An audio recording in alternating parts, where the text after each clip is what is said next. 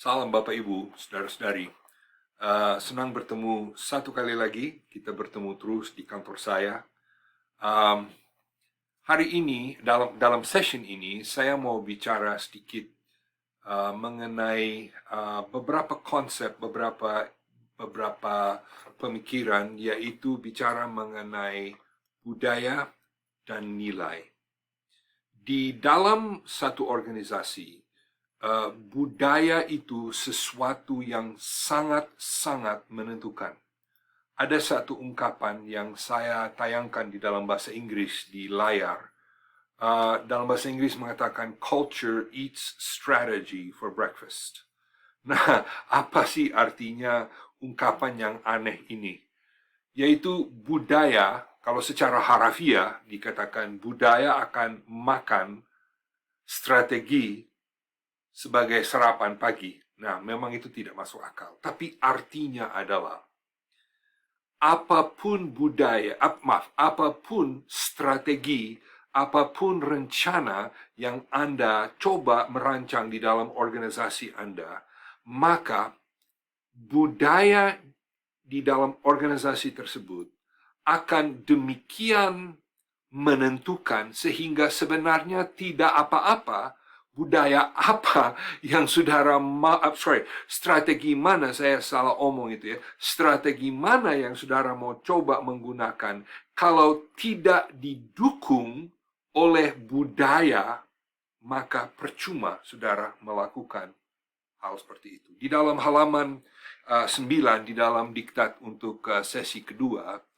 maka di sini ada, saudara boleh melihat beberapa hal yang mengingatkan kita bagaimana budaya itu didasarkan pada nilai. Dan di situ saya membaca di bagian atas halaman itu, budaya gereja dapat didefinisikan dalam hal gaya, substansi, dan bayangan. Atau di dalam bahasa Inggris, style, substance, and shadow.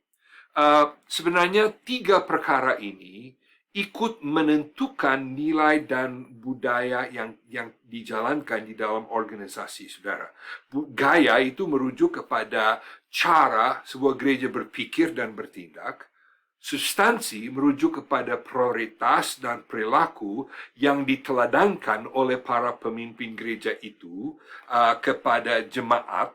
Dan bayangan, sebenarnya bayangan itu apa? Hal-hal yang tidak jelas tetapi ada, merujuk kepada prioritas dan perilaku yang dilakukan oleh para pemimpin gereja di balik pintu-pintu yang tertutup. Maksudnya, kalau tidak ada orang yang melihat atau kalau tidak ada unsur kesengajaan, kalau tidak ada hal terpikir, maka itu yang akan terjadi. Di dalam halaman yang ke-9, secara cepat-cepat saya mau berbicara sedikit mengenai budaya. Nah, kalau secara harfiah, kalau kita bicara mengenai budaya misalnya budaya Indonesia ya bicara mengenai cara berpakaian, cara makan, cara berinteraksi antar manusia, cara dan lain sebagainya. Itu boleh dikatakan budaya satu negara atau budaya satu etnis. Kita tahu di Indonesia, kita bisa kenal perbedaan-perbedaan. Misalnya, budaya Jawa dikenal sebagai sopan santun, ya, dikenal sebagai selalu engge-engge, ya, selalu ada senyum. Budaya Ambon lebih dikenal, ya, saya dibesarkan di Maluku. Budaya Ambon lebih free gitu, lebih enteng. Ya, ayo, mari kata ayo, ya, budaya Batak, ya, budaya Manado, budaya dan lain sebagainya. Tetapi, saudara, organisasi juga mempunyai budaya. Di dalam budaya organisasi itu adalah cara-cara atau itu adalah ya hal-hal yang menentukan bagaimana orang bertindak dan berfungsi dan berpikir di dalam sebuah organisasi. Misalnya, sebuah contoh, di dalam sebuah gereja, budaya on time, kalau ada ya, atau budaya santai, atau budaya formal, atau bagaimana. Nah, saudara, budaya itu, saya baca dari layar dan di dalam halaman 9, di dalam diktat saudara, budaya itu diciptakan oleh beberapa banyak unsur. Dan saudara, yang saya mau tekankan adalah banyak dari unsur tersebut tidak dinyatakan secara jelas. Maksudnya itu ada tetapi mungkin tidak terungkap ya. Tidak jelas di depan mata. Memang budaya terdiri dari pengaruh lingkungan, tetapi budaya adalah jauh lebih daripada lingkungan. Budaya adalah lebih dari sekedar perasaan atau suasana. Budaya yang sehat, budaya yang baik, tidak terjadi secara kebetulan. Nah, apa artinya tidak terjadi secara kebetulan? Artinya adalah bahwa budaya yang baik, budaya yang sehat di dalam sebuah organisasi harus diciptakan dengan sengaja. Yang berikut, budaya adalah kombinasi di antara apa yang Anda ciptakan dan apa yang Anda izinkan. Nah, di sini izinkan saya menjelaskan yang dimaksudkan Anda adalah para pemimpin di dalam organisasi. Atau ya pemimpin itu yang belum tentu pemimpin yang mengisi jabatan kepemimpinan, bisa juga orang-orang yang menjadi pemimpin tidak formal, tetapi apa yang mereka ciptakan, tapi apa yang mereka juga mengizinkan. Misalnya di dalam rumah tangga, sebagai contoh, kita saling membagi satu kepada yang lain. Jadi kalau ada anak kecil yang tidak mau saling membagi dengan adiknya atau kakaknya, dan dia mau merampas segala sesuatu bagi dirinya sendiri, kalau hal seperti itu tidak dicegah oleh orang tua, maka bisa dikatakan tingkah laku seperti itu diizinkan. Nah, kalau diizinkan, lama-lama apa yang akan terjadi?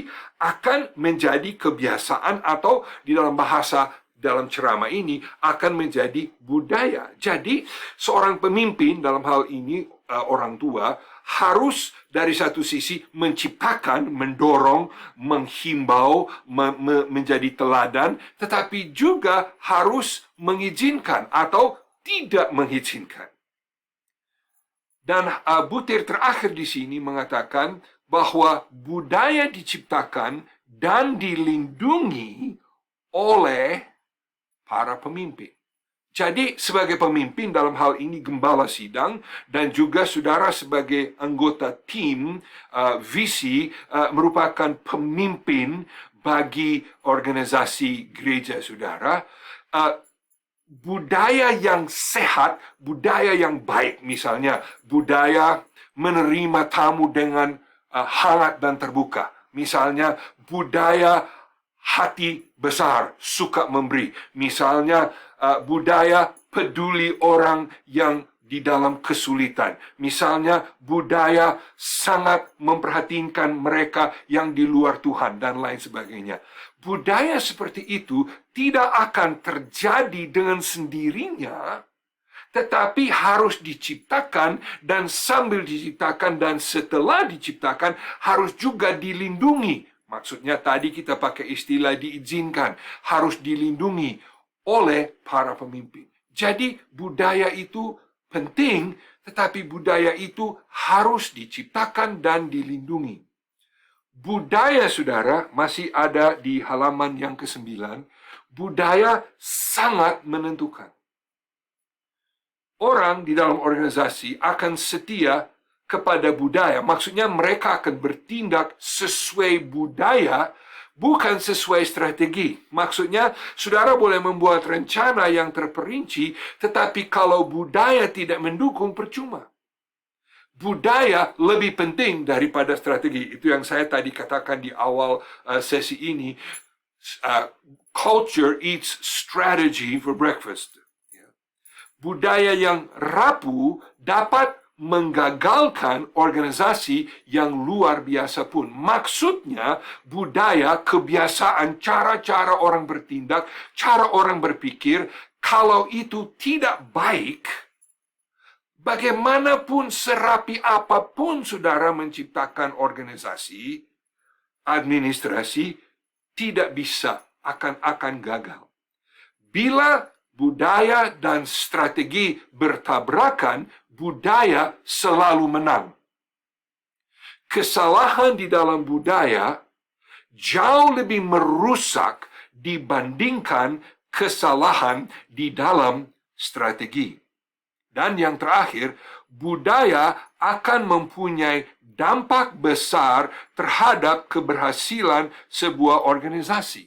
Jadi saudara, saya bicara secara utama kepada para gembala, tetapi juga kepada saudara yang menjadi pemimpin di dalam tim visi di dalam sebuah gereja. Saudaraku, di dalam rencana, di dalam hari-hari ke depan, dalam sesi-sesi ke depan, kita akan banyak bicara mengenai visi, mengenai rencana, mengenai strategi, dan lain sebagainya. Tetapi pada saat ini, kita memberikan tekanan yang sangat besar kepada gagasan ini, bahwa apapun, bagaimanapun saudara menyusun dengan hebat, dengan berhasil, rencana dan strategi, kalau budaya organisasi itu tidak mendukung, percuma. Jadi apa? Dampaknya apa? Implikasinya apa? Implikasinya adalah bahwa saudara harus dengan sengaja dan dengan tekun menciptakan suatu strategi. Saya salah omong. Menciptakan satu budaya yang terbaik dan mendukung. Saya harap saudara sudah nonton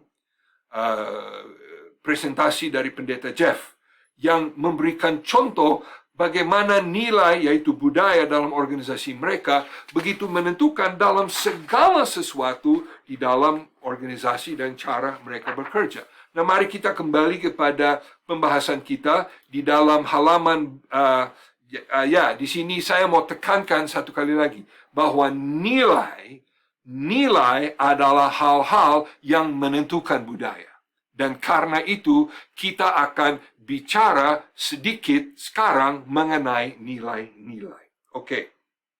Aubrey Malphurs mengatakan, dan ini saudara boleh membaca di halaman 9 di dalam bahan saudara, nilai itu merupakan, nilai-nilai dasar merupakan, nilai-nilai dasar merupakan dasar bagi segala sesuatu yang dilakukan dalam organisasi. Nilai-nilai inilah yang membedakan suatu pelayanan dari pelayanan yang lainnya. Dan inilah yang menjelaskan mengapa sebahagian orang tertarik kepada gereja Anda, sementara sebagian lain tidak menyukainya. Jadi, orang akan tertarik kepada nilai yang cocok dengan situasi mereka. Itu saya baca dari halaman yang ke-10. Dalam halaman 10, ada beberapa pernyataan. Nomor 1, nilai-nilai adalah inti dari DNA gereja. Nah, kita semua tahu apa itu DNA. DNA itu adalah bahagian dari keturunan kita yang menentukan hidung saya besar, rambut saya suka botak, cara saya, kulit saya, dan itu menentukan. Jadi itu adalah dasar. Butir berikut. Nilai-nilai inti mempengaruhi perilaku. Inti mengarahkan bagaimana jemaat, saya baca dari diktat kita, bagaimana jemaat harus bertindak berdasarkan apa yang diyakininya tentang dirinya sendiri, tentang dunia, dan tentang peranannya sebagai bahagian dari misi Allah di dalam dan bagi dunia. Nah, kalau saudara, saya harap sudah nonton atau akan nonton video dari Pendeta Jeff. Dia memberikan contoh di dalam gerejanya bahwa salah satu contoh adalah orang yang belum kenal Tuhan merupakan nilai yang paling tinggi bagi gerejanya. Mereka sangat menghargai dan sangat dipengaruhi oleh nilai dasar orang-orang yang terhilang.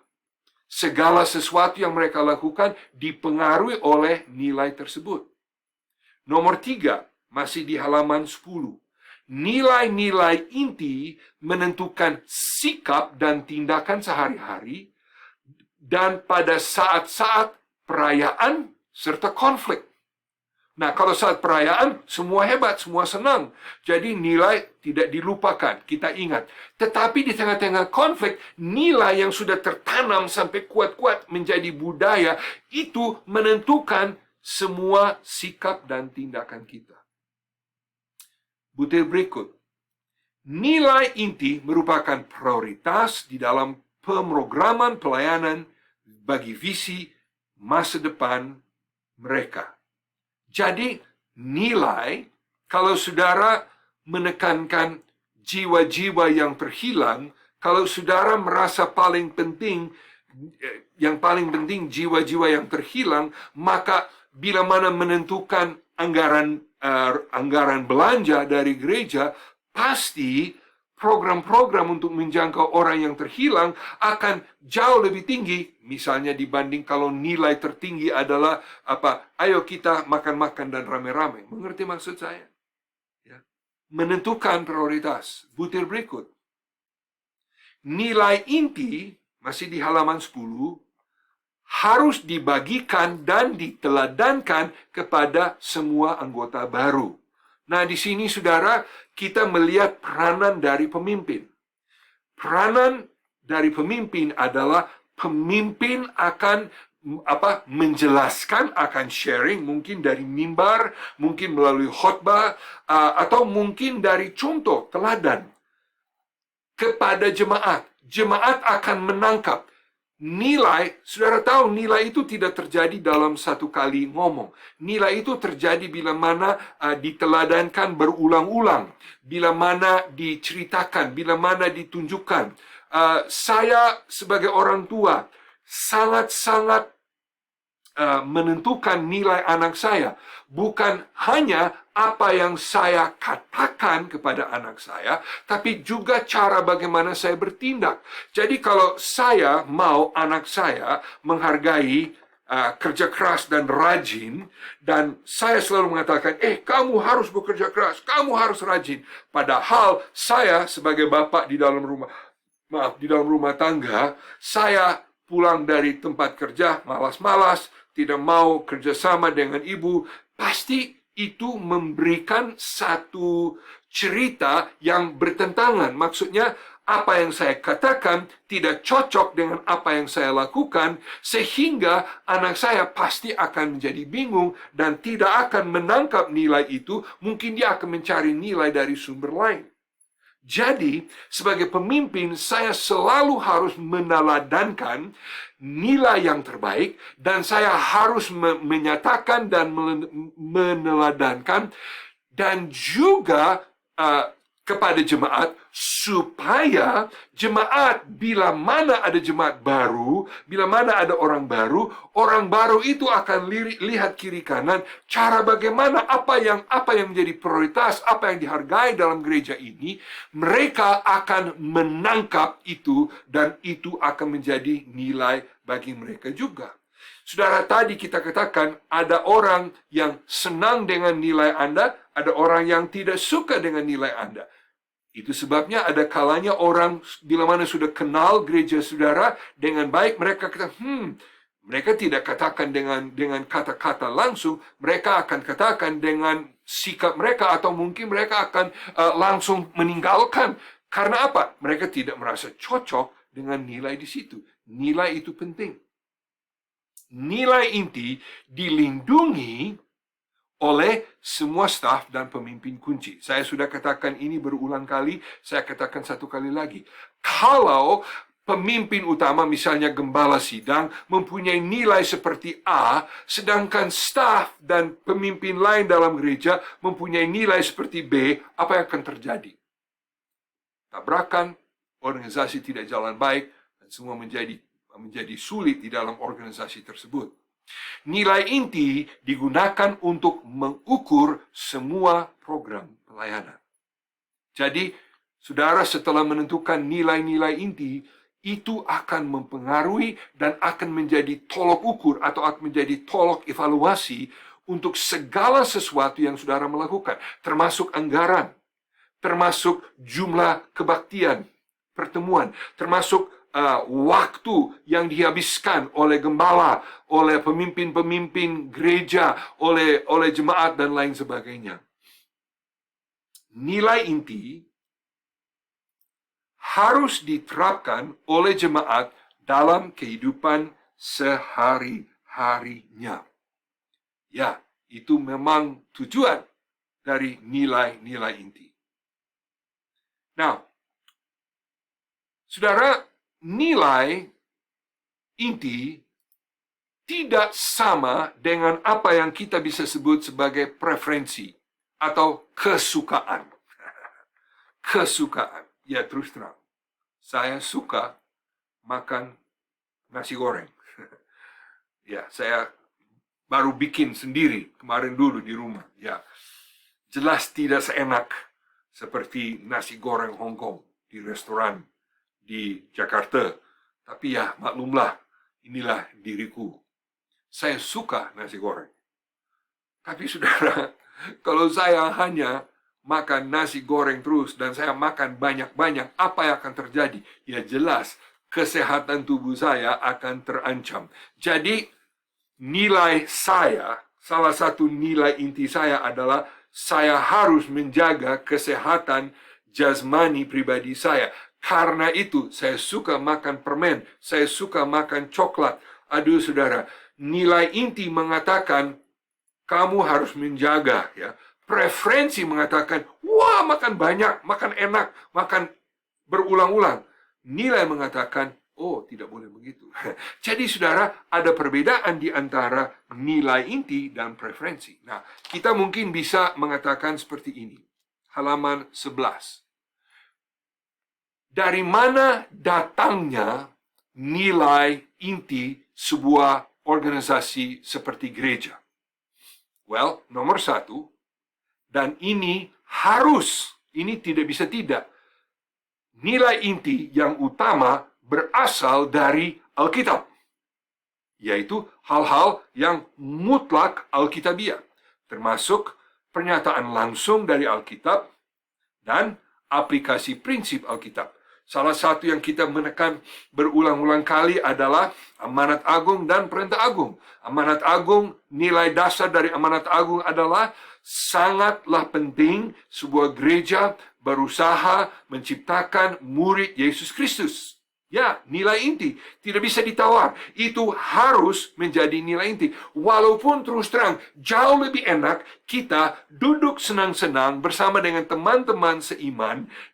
Jauh lebih enak kita mengadakan program yang menyenangkan bagi orang yang sudah kenal Tuhan, ya, sebanding kita menciptakan program yang cocok bagi mereka yang belum kenal Tuhan. Tetapi Alkitab mengajar bahwa nilai inti sebuah gereja adalah amanat agung. Sama seperti perintah agung. Itu hanya contoh. Jadi itu hal-hal, prinsip-prinsip yang mutlak berdasarkan Alkitab itu harus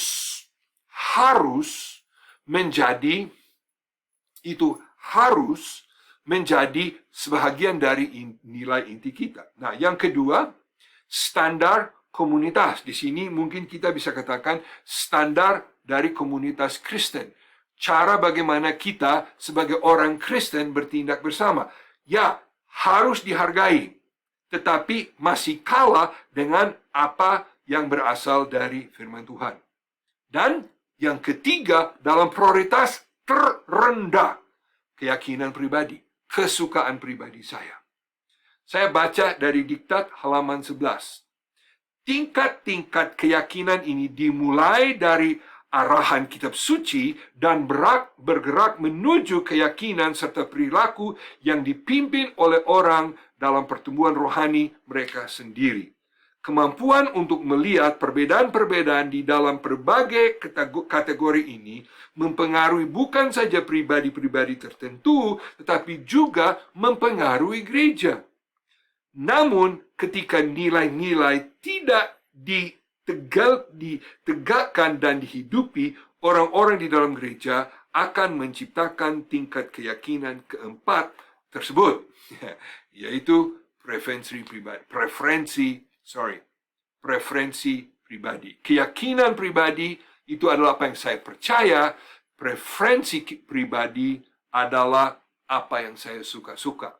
Ya, sayangnya bila prioritas empat hal ini terbalik, sehingga orang di dalam sebuah gereja lebih menentukan program, lebih menentukan arah, lebih menentukan nilai gereja berdasarkan apa yang mereka suka, bukan berdasarkan apa yang berasal dari Alkitab. Dan saya membaca seterusnya dari halaman yang ke-11.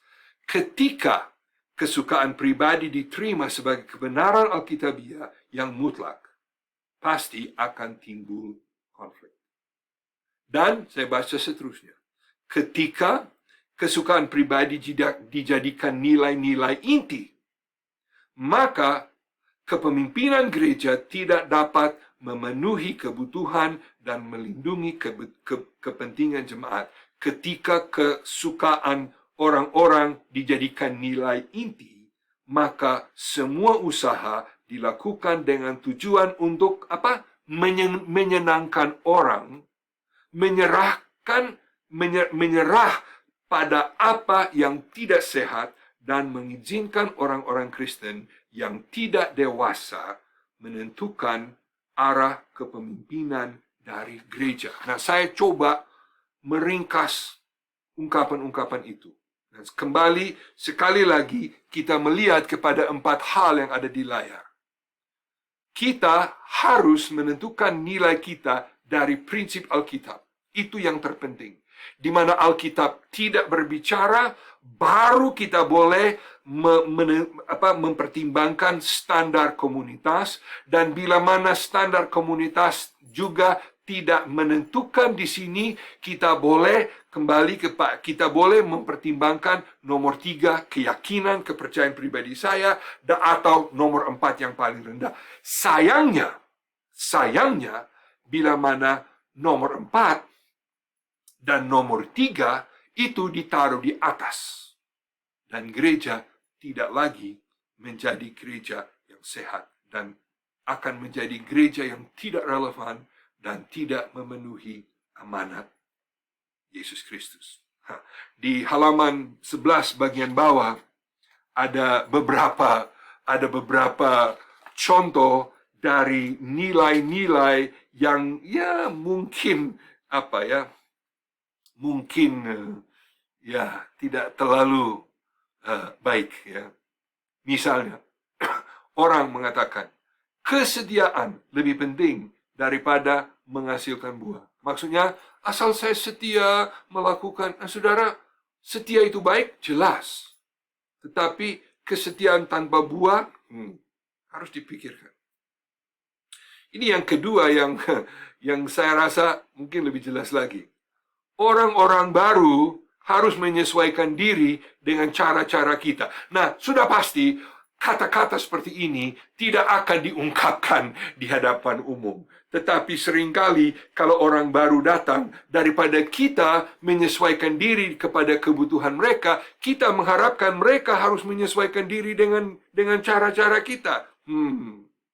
Kurang baik. Yang ketiga ini yang mungkin juga cukup, sekali lagi, ini tidak diungkapkan tetapi dianuti.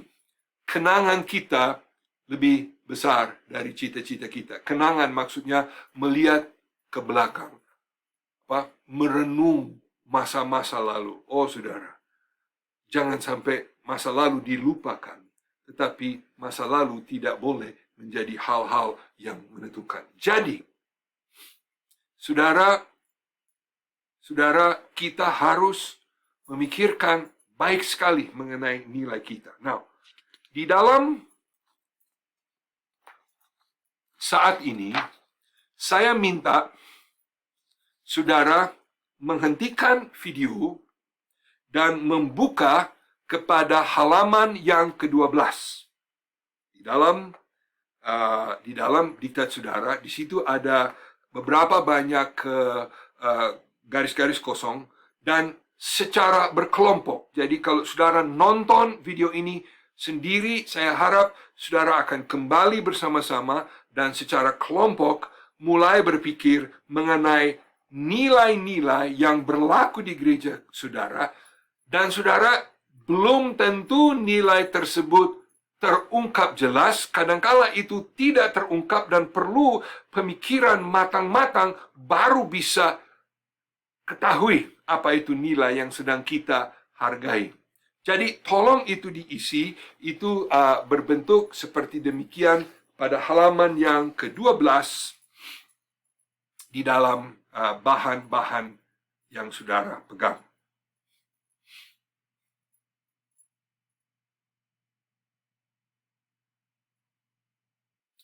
Nanti saudara akan juga mengerjakan apa yang ada di halaman 13. Jadi tugas bersama di halaman 13, saudara bersama-sama menentukan apa yang saudara merasa terpenting di dalam gereja saudara. Itu yang bisa disebut sebagai prioritas. Itu ada di sebelah kiri dari halaman tersebut. Lalu di sebelah kanan, apa kalau hal ini penting sebagai prioritas. Misal contoh, saya kasih contoh. Prioritas bagi gereja kita adalah menerima dengan sangat terbuka orang-orang baru. Oke, misalnya itu menjadi prioritas. Welcome newcomers. Menerima dengan terbuka.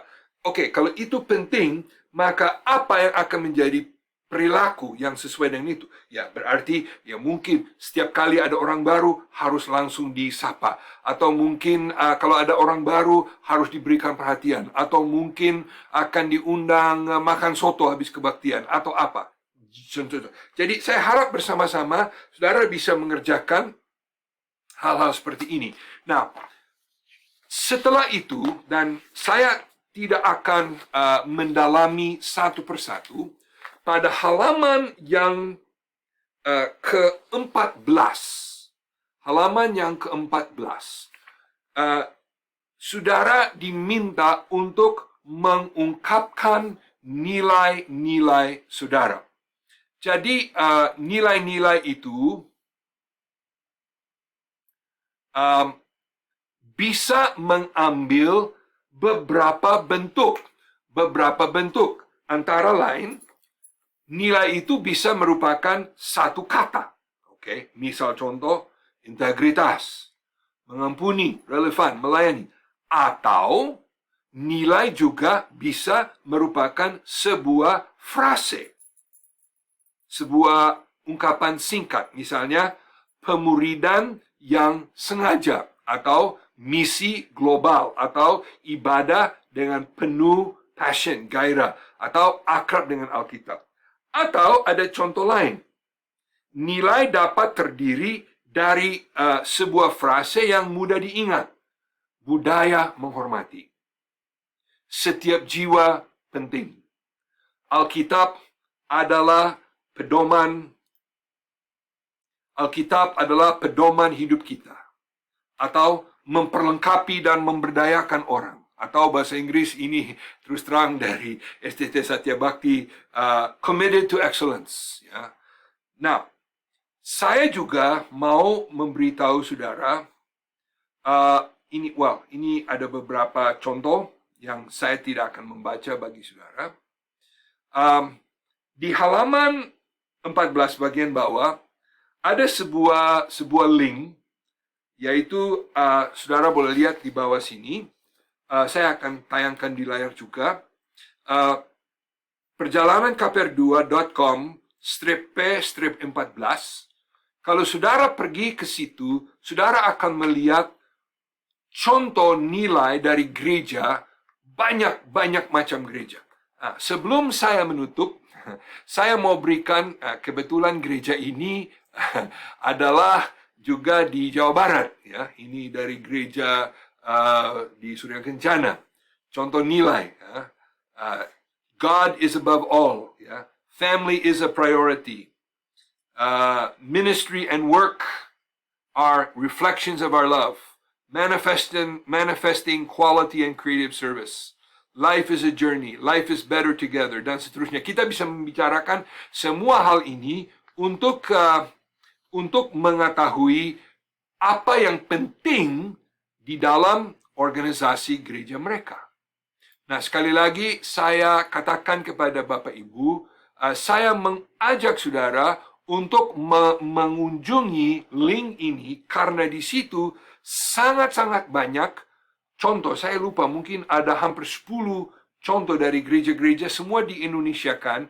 Nah, saya himbau saudara, jangan sekedar ciplak, jangan sekedar ambil dari gereja lain, tetapi izinkan contoh-contoh dari gereja lain menjadi perangsang pemikiran saudara, supaya saudara bisa mengungkapkan nilai.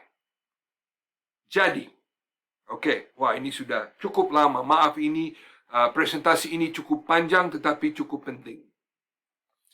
Jadi, ini tugas saudara sebagai kelompok. Tugas saudara adalah sebagai kelompok menulis nilai-nilai yang terpenting bagi gereja setempat. Jangan langsung ambil dari gereja sumber lain, tetapi melihat apa itu yang terpenting bagi gereja kita. Dan itu nanti akan diserahkan bila mana kita akan bertemu kembali bersama-sama. Ya, saya harap saudara sudah bertahan dan sudah bisa nonton, bertahan dengan wajah saya dan suara saya sampai pada akhir. Ya, demikianlah percakapan kita mengenai budaya dan nilai. Tuhan memberkati saudara.